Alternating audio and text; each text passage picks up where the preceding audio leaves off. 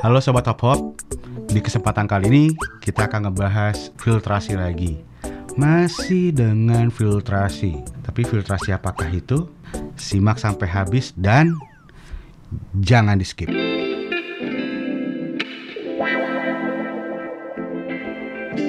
Ya, filtrasinya Atman Q7M Backhang Canister Filter. Seperti sobat-sobat ketahui, Atman adalah salah satu produsen filtrasi atau equipment untuk kebutuhan di hobi akuatik, dari filter, lampu gitu kan, dan lain-lain.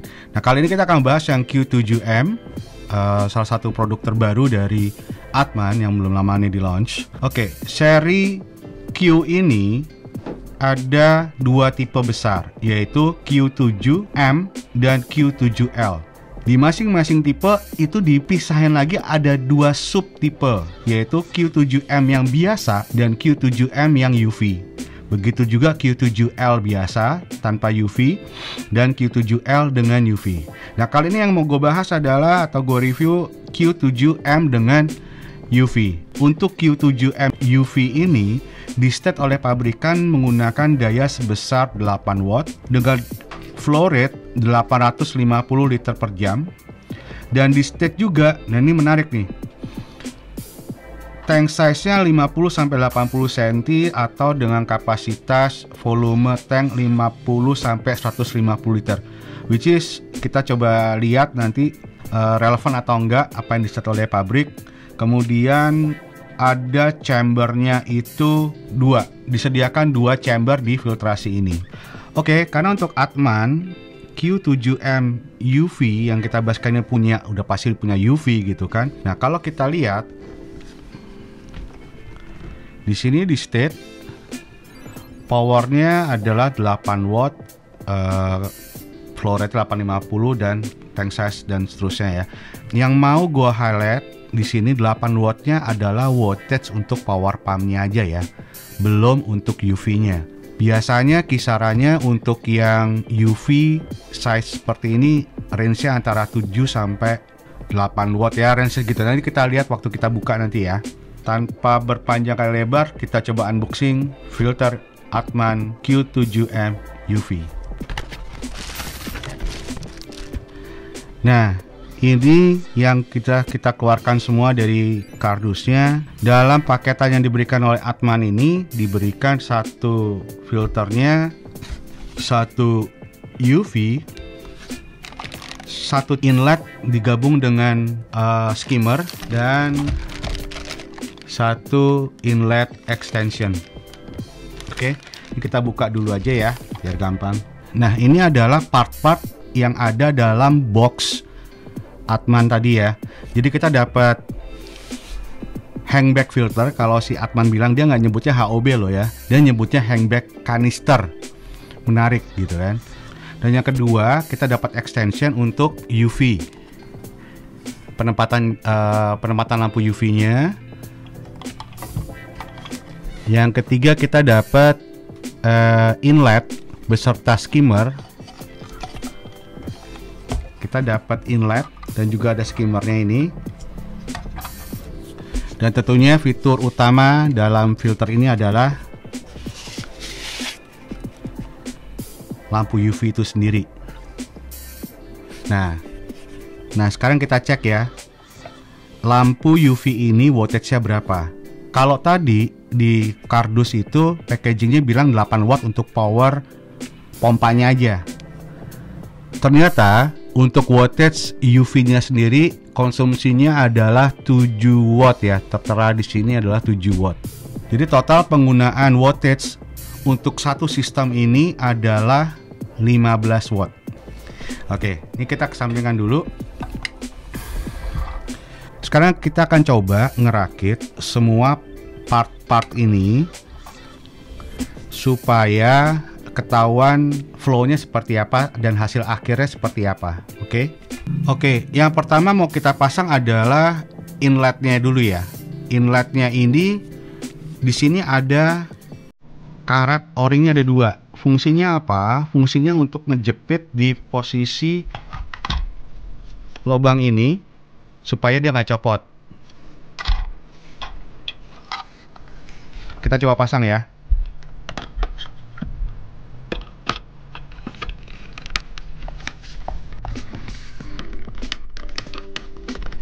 Oke, jadi tampilannya kurang lebih seperti ini ketika kita hanya menggunakan inlet aja tanpa menggunakan extension atau UV. Oke, sekarang kita coba pasang tempat untuk lampu UV ini digabungkan ke jalur inlet ini. Oke, yang pertama harus dilakukan untuk pemasangan tempat lampu UV ini, kita harus mencopot inlet tube-nya dulu ya. Nggak dicopot seperti ini, terus kita masukkan ini ke dalam. Nah, baru setelah kita pasang, kita bisa pasang lagi inlet tube-nya dalam sini. Oke. Untuk total panjang dari sini tempat bibir utama sampai ke inlet tube-nya ini, kalau dalam posisi tidak di extend atau dipanjangin itu 32 cm. Nah, kalau ini kita panjangin disesuaikan dengan ketinggian tank teman-teman ya. Ini bisa di extension. Nah, kita panjangin seperti ini. Maksimumnya adalah 35 cm. Jadi kalau tank teman-teman 40 cm, maka dari dasar tank itu ada gap antara dasar tank dengan inlet tube-nya itu adalah 5 cm kurang lebihnya. Jadi ini kembali disesuaikan dengan kondisi ketinggian dari tank teman-teman. Kalau tank teman-teman pendek ya ini tinggal dipendekin aja, sesederhana itu. Oke. Nah, sekarang gue mau coba tunjukin cara masang lampu UV-nya ya. Di lampu UV ini, kalau teman-teman perhatiin, ini ada karet ya, dua karet, kemudian terhubung dengan kabelnya, kemudian ada adaptor untuk on off-nya. Ya, ini ada adaptor untuk on off-nya. Kemudian ada karet dua di ujung. Nah, informasi yang gue dapat dari pabrikan, dari penjual, bahwa karet di bagian bawah dari lampu UV ini adalah sebagai safety packaging. Jadi untuk menjaga keamanan ketika filter ini lagi dikirim ke rumah Sobat Top Hop kalau beli filter ini gitu ya, menjaga supaya ini nggak terjadi crack atau pecah atau retak lampu UV-nya. Nah, cara masang lampu UV-nya adalah yang pertama kita lakukan, karena ini adalah safety packaging, rubbernya atau karetnya kita buka aja, kita copot pelan-pelan.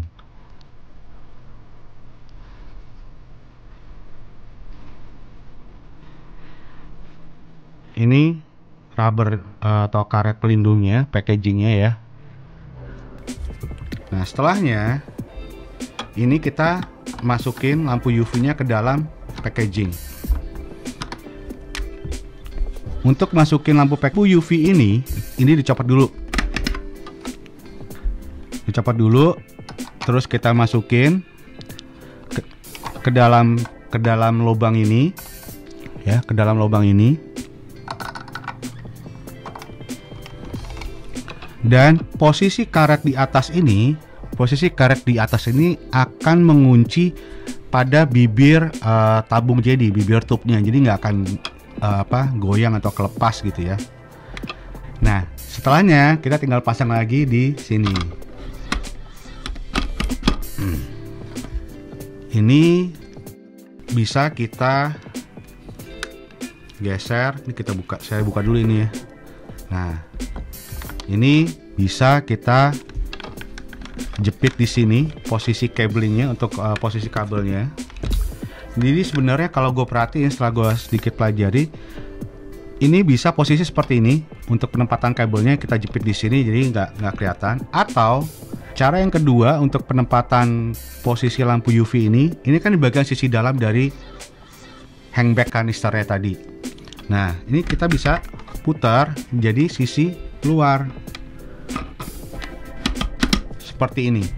yang dimana fungsinya adalah untuk kabelnya, posisi kabelnya ini tidak di dalam sini, nggak kejepit di dalam tempat outflow untuk pengeluaran airnya tadi.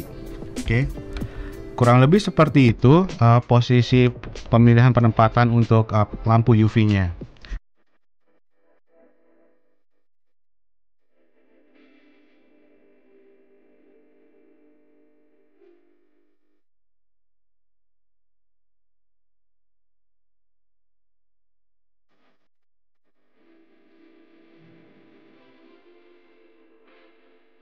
Nah, dari tadi kan kita ngomongin masalah ada fitur UV. Gua akan ngasih tahu sedikit secara general, secara umum UV itu apa sih gunanya gitu ya.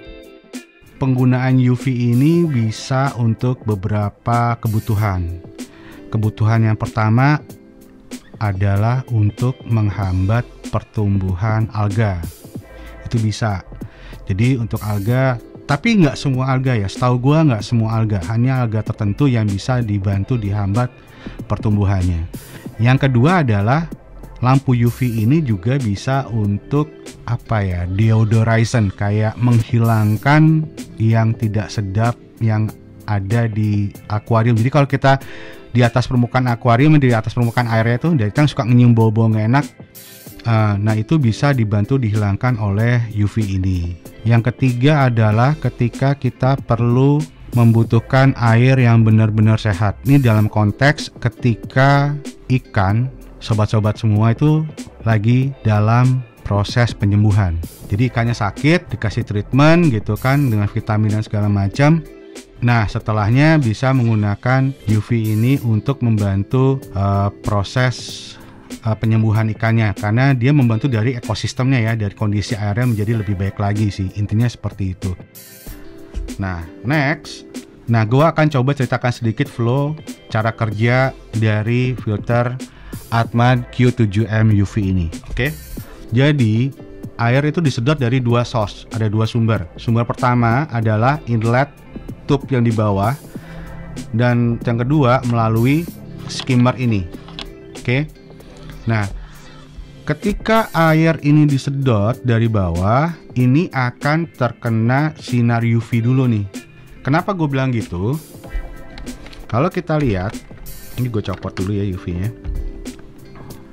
Oke, jadi ini ada celah, ada coakan ya, gue bilang gampangannya gitu ya. Jadi ilustrasinya adalah ini sinar UV posisi ada di sini. Air mengalir ke sini, ini kelihatan nih kena pancaran dari si sinar UV itu sendiri nih. Oke. Air yang disedot melalui inlet tube ini sebelum masuk ke dalam chamber filtrasi akan kena sinar UV dulu. Nah, setelah air itu masuk ke dalam, untuk membuka tutup ini Atman tuh cukup cerdas, jadi ngebukanya hanya menggunakan klep aja, jadi nggak perlu pakai bolt atau skrup gitu ya. Dibuka klepnya di kanan kiri, depan dan belakang. Keras banget. Jadi seperti teman-teman lihat, airnya itu masuk ke bagian chamber yang di bawah ya, chamber yang di bawah. Kemudian ini kalau kita keluarin,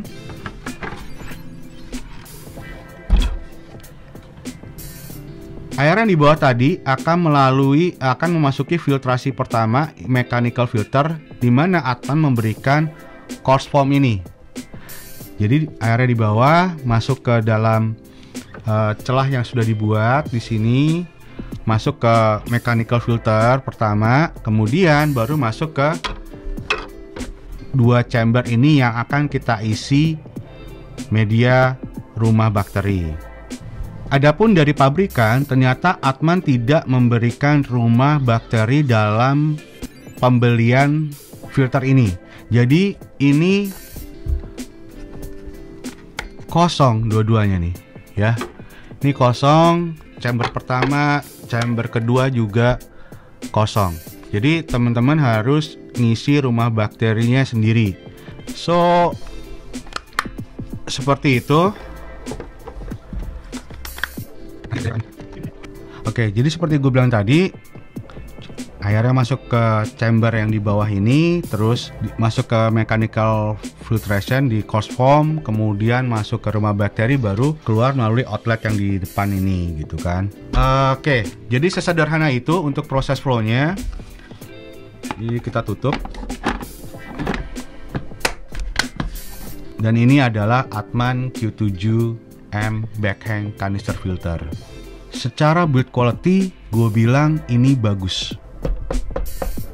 Plastiknya bagus, solid. Nah, seperti sobat-sobat tahu, Atman yang sekarang ini beda nih sama dari Atman yang dulu. Progresnya itu terasa sekali dari Atman yang pertama kali, produk-produk Atman di awal-awal, dengan Atman yang keluaran-keluaran terakhir ini ya. Gue sih akuin untuk build quality, kemudian secara kemasan dan secara konsumsi daya listriknya jauh lebih kecil, jauh lebih efisien dibandingkan Atman ketika awal-awal dulu keluar ya produknya.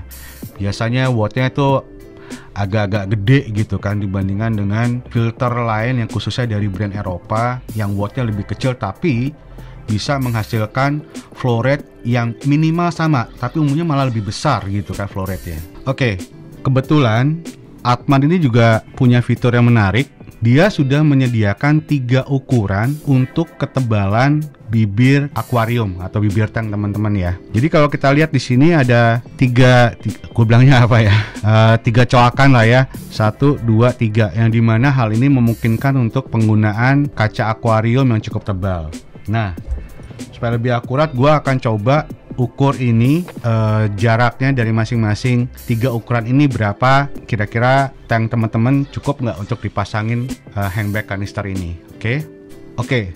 Gue akan coba ngukur untuk ukuran pertama yang paling kecil. Di sini, gue akan menggunakan jangka sorong ini. Di sini untuk yang paling kecil adalah lebarnya 7,72 mili. Kemudian untuk ukuran yang kedua 14,99 mili, jadi kurang lebih sekitar 1,5 cm lah ya. Terus yang paling besar jaraknya adalah 2,5 cm. Jadi tank ini bisa mengakomodir ketebalan bibir akuarium maksimum di 2,5 cm. Nah, Atman menyediakan stabilizer seperti ini untuk membuat posisi filter ini tegak lurus terhadap kaca akuarium teman-teman. Posisinya ada di bagian bawah seperti biasa. Cukup kita pasangkan di sini aja. Nah, seperti ini kurang lebih. Jadi nanti teman-teman bisa mengatur posisi dari si filter ini supaya tegak lurus. Oke. Selain itu, Atman juga memikirkan ini tutupnya karena dia pakai klep gitu ya. Walaupun dia pakai klep sistemnya, tapi Atman itu sudah memberikan fitur yang cukup baik untuk menghindari kebocoran atau rembesan. Dari mana bisa gua tahu itu? Karena dia ini sudah memberikan seal karetnya ini untuk mencegah terjadinya rembesan air atau kebocoran air. Nah, untuk selanjutnya gua akan coba optimalkan filter ini supaya bisa memberikan performance yang baik di dalam tank teman-teman semua nih.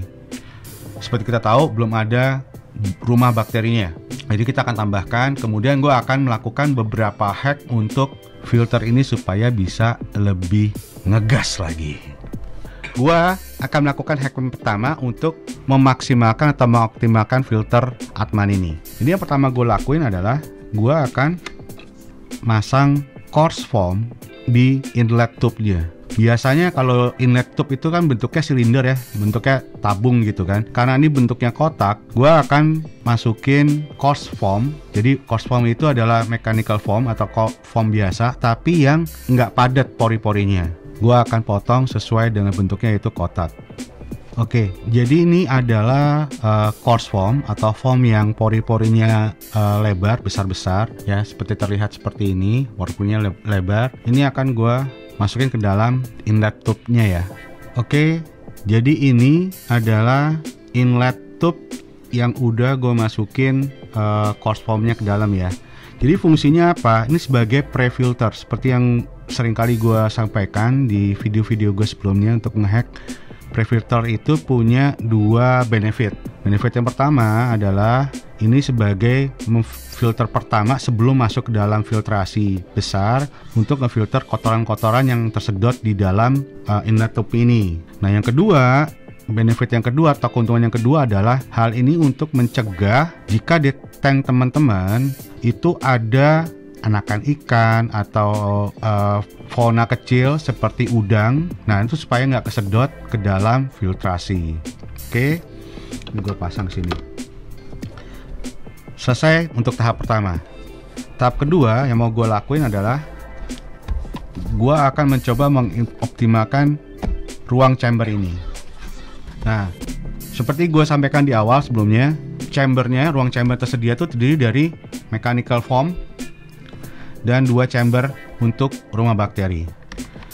Yang pertama gue lakuin adalah gue akan, sebenarnya teman-teman cukup menggunakan coarse foam ini tanpa kita harus berubah.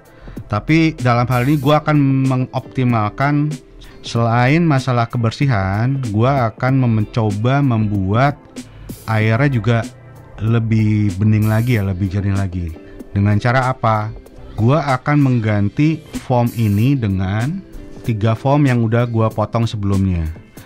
Foam yang ini adalah coarse foam, bentuknya sama, cuman ini yang udah lama gue pakai, jadi warnanya udah berubah. Kemudian gue akan menggunakan foam ini, ya. Ini adalah foam tipenya medium foam, dimana kerapatannya itu beda ya. Ini lebih rapat dibandingkan yang ini, yang coarse. Oke. Lalu yang terakhir adalah fine foam atau foam dengan tingkat kerapatan yang lebih padat. Karena flow-nya itu air dari bawah masuk ke dalam sisi samping sebelah sini, maka yang pertama gue taruh adalah coarse foam dulu. Jadi kotoran-kotoran kasar itu akan kesaring melalui coarse foam ini. Nah, setelah coarse foam gue akan pasang medium foam. Kalau fine foam itu biasa dibilangnya sebagai polish water ya. Jadi fungsinya untuk penjernihan total terakhir. Nah, ini sebagai polish foam. Jadi gue ada 3 jenis foam yang gue pakai di sini. Kemudian gue akan mengoptimalkan chamber untuk rumah bakteri ini. Gue pengen tahu chamber sebesar ini sebenarnya secara neto di luar berat dari chamber ini berapa sih rumah bakteri. Jadi supaya adil, gue akan coba timbang ini dulu berapa beratnya, nanti kita kurangin dari volume yang kita masukin untuk rumah bakterinya. So, berat dari chamber ini adalah 55 gram ya. Jadi kita masukin full rumah bakteri ke dalam chamber ini. Beratnya, total berat akan dikurangi 55 gram dari berat chamber ini. Oke, sebentar ya, gue isi dulu ya. Oke, jadi ini udah gue isi 2 chamber ini menggunakan rumah bakteri.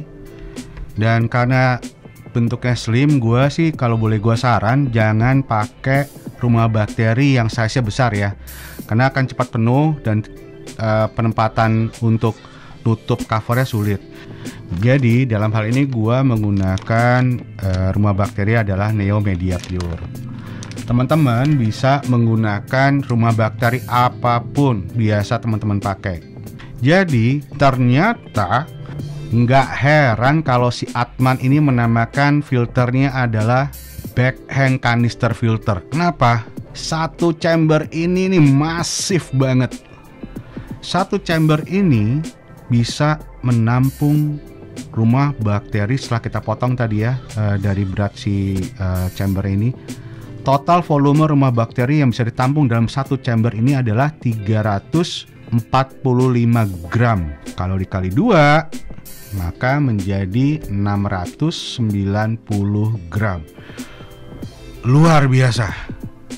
Gue sih belum pernah nemuin HOB atau HOB kalau sobat lihat di video hop-hop sebelumnya yang filter abnormal, yang sebenarnya dia HOB tapi bentuknya kayak kanister gitu ya. Dia punya 5 rantang kalau nggak salah, tapi kecil-kecil. Itu juga kalah sama ini gitu loh. Ini total 690 gram hanya rumah bakterinya tok. Ini luar biasa sih. Gua amazed jujur. Wajar mas. Sekali lagi gue bilang wajar kalau si Atman bilang ini sebagai backhang canister filter. Oke. Nah sekarang gue akan coba pasang kembali ini. Jadi ini yang udah gue pasang. Kita udah ngehack sistem filtrasi di dalam chambernya. Air masuk dari bawah, dari sisi sebelah sini dibersihkan dulu oleh coarse foam, kemudian difilter lagi oleh medium foam, dan terakhir adalah fine foam. Baru masuk ke rumah bakteri dan langsung kembali ke tank. Jadi itu aja yang bisa gue share terkait Atman Q7M backhang canister filter ini. So ada beberapa poin menarik yang perlu gue sampaikan ke teman-teman semua sebagai verdict atau kesimpulan. Hal yang gue suka dari filter ini apa? Gue akan mulai dari situ. Hal yang gue suka dari filter ini pertama adalah build quality-nya bagus. Build quality ya, secara bahan, kualitas bahannya itu bagus. Kemudian dia fiturnya lengkap. Lengkap itu pengertian dia sudah termasuk ada skimmer, dan dia juga ada fitur lampu UV-nya. Yang ketiga itu udah ada untuk ruang mechanical filter, which is kita udah upgrade menjadi 3 bentuk foam, plus volume rumah bakterinya itu masif, besar sekali. Dengan volume rumah bakteri yang masif tadi 690 gram, dan gua nge-refer dari statement pabrikan adalah support antara 50 sampai 150 liter, itu make sense. Dengan catatan kondisinya adalah normal stock ya. Normal stock itu apa? Seperti gue sampaikan, volume ikannya juga tidak berlebihan, nggak overpopulated, atau bukan untuk jenis ikan-ikan besar atau jenis ikan-ikan predator, karena mereka pasti akan generate amonia yang lebih besar, lebih banyak gitu ya. Tapi kalau normal stock, ikannya nggak terlalu banyak, ini fine banget. Ini cukup, menurut gue cukup, dan apa yang di state dari si pabrikan sampai 150 liter itu valid sih. Nah, untuk yang berikutnya, karena posisi lampu UV-nya ini ada di luar dari si filter, mungkin jika teman-teman punya lampu UV yang mungkin kualitasnya lebih baik dari yang dari pabrikan Atman ini, berdasarkan pengalaman teman-teman sendiri, selama ukurannya mirip dengan yang ini, teman-teman bisa ganti sendiri. Jadi ada fleksibilitas untuk penggantian lampu UV-nya. Ya kalau misalnya teman-teman punya rekomendasi lampu UV yang baik gitu ya, berdasarkan pengalaman teman-teman, jangan lupa untuk komen di bawah ya, untuk nambah wawasan kita semua. Tadi gue udah ngomong apa yang gue suka atau kelebihan dari filter ini. Nah sekarang gue akan ngomong beberapa poin yang menurut gue jadi perhatian. Yang pertama, gue udah bilang tadi build quality-nya bagus, tapi setiap gue beberapa kali secara off cam, ketika gue coba pasang setiap part-partnya ini disambung-sambung tadi ya, gue ngerasa sambungannya atau klapnya tuh kurang kuat, kurang kenceng gitu. Jadi possible untuk terjadi copot ada, tapi kecil. Tapi gue nggak tahu kemungkinan itu bisa terjadi. Yang kedua, ini kan ada bisa untuk extend ya. Dia punya garisan untuk extend ini gitu ya, garisan untuk extend ini menurut gue sedikit kurang gigit. Jadi gampang banget copotnya. Nah, menurut gua sekelas Atman mungkin bisa memberikan yang lebih baik lagi lah ya untuk masalah finishing produknya. Terus yang berikutnya yang gua kurang srek itu adalah ini setelah gua keluarin chambernya ini, gua tadi sempat bingung ini mesin di mana posisinya ya, pompanya tuh di mana gitu kan, dan untuk maintenance-nya seperti apa gitu, karena buat gua maintenance itu penting. Kalau kita nggak maintenance pompanya rusak atau kotor, itu akan menghambat performansi dari filtrasi di dalam tank itu sendiri. Jadi ternyata untuk membersihkan ini, membersihkan pompa, yang pertama kita lakukan adalah kita mencabut pipa dalam dulu ya. Nah, ini pipa dalam. Jadi semoga terlihat di kamera ya. Impellernya di dalam banget, jauh, gitu kan? Agak sulit gitu kan. Dan ternyata gue tadi coba cek dimana untuk pompanya ternyata lokasi pompa ada di bagian bawah ini, dan gua nggak nemuin cara untuk ngebuka ini. Mungkin bisa dicongkel, tapi gue belum sempat untuk melakukan itu gitu loh. Tapi kan kalaupun kita jadi mencongkel ini untuk bersihin pompa, kayaknya gimana gitu ya, kok maintenance tuh ribet gitu kan. Jadi cara paling gampang untuk saat ini yang gue tahu adalah gue melakukan untuk ngambil si impeller tadi, gue pakai pinset ini gitu. Nah ini impellernya. Jadi impellernya sendiri itu ada 6 bilah ya kan, magnetnya juga cukup kuat. Jadi setelah impellernya ini dikeluarkan, jadi teman-teman bisa melakukan cleaning atau maintenance menggunakan sikat yang seperti ini ya, yang cukup panjang ya. Ini cukup panjang, kurang lebih total ya 30 sentian. Jadi masukin ke tempat dimana impeller itu berada, terus kita sogok-sogok gitu untuk kita bersihin gitu ya. Itu tadi ya tentang masalah maintenance yang perlu jadi mungkin perhatian gitu kan, karena nggak seperti biasanya gitu loh proses maintenance-nya. Dan hal berikutnya yang menjadi perhatian gue juga adalah masalah UV ini sendiri. UV ini sendiri karena posisinya adalah di luar dari si filter gitu kan.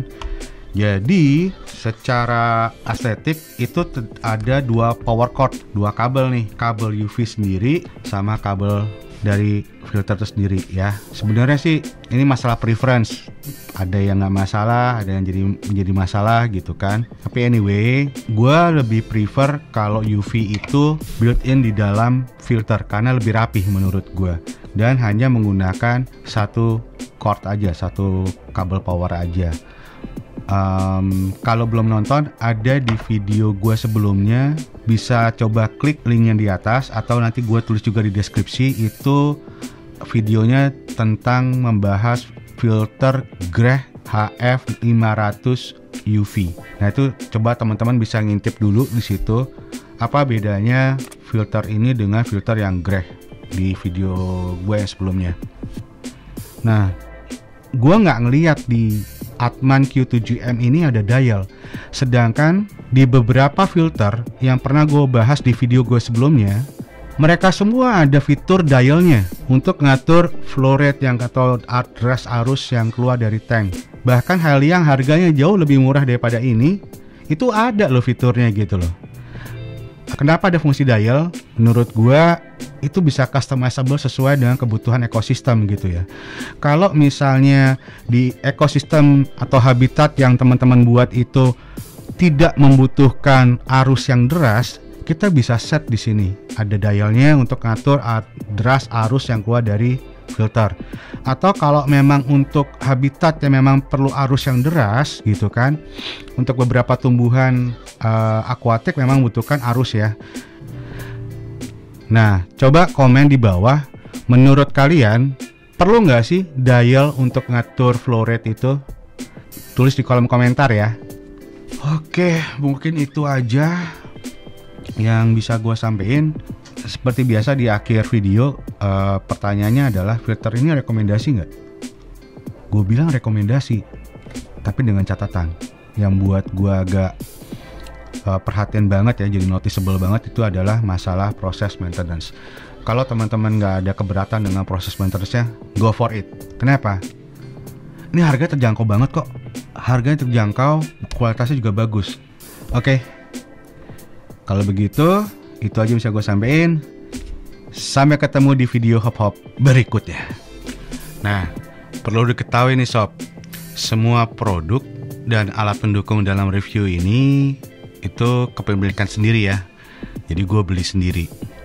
Dalam hal ini nggak ada sponsor atau kepentingan tertentu atau pesan dari pihak manapun terkait review dari produk yang ada di dalam video ini. Jadi review gue adalah murni opini gue, itu murni apa yang gue rasain dan apa yang gue perlu sampein apa adanya. Makasih udah nonton video ini sampai akhir ya. Semoga video ini bisa berguna atau nambah wawasan terkait hobi kita semua nih sob. Jangan lupa untuk subscribe, like, komen, dan share supaya kita bisa semangat lagi untuk membuat video hobi-hobi yang lainnya. Thank you ya. See ya.